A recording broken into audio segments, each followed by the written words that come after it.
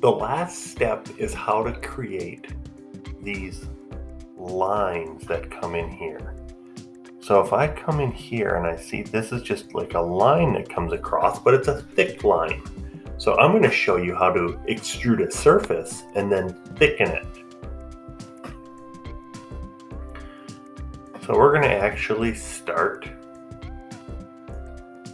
on the same top view.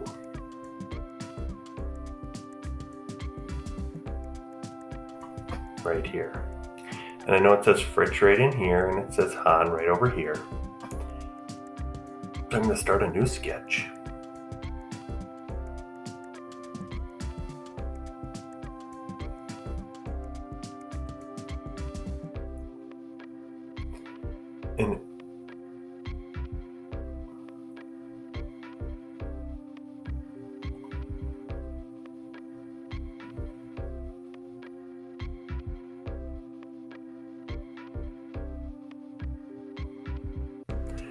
And I need to be able to see where those letters are. So I'm going to go to this little view down here. And I'm going to go to Visual Style. And I'm going to say Shaded with Hidden Edges. And now I can see both names.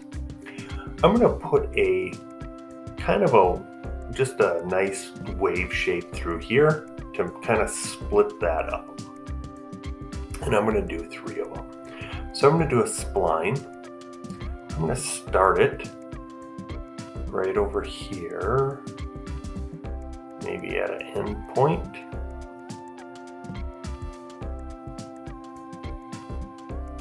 I'm going to bump up around there. I'm going to bump down around there.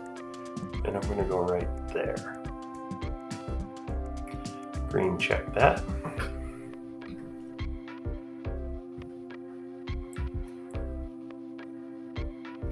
I'm going to take this spline point and move it down because I know I'm going to try to make a couple splines in there.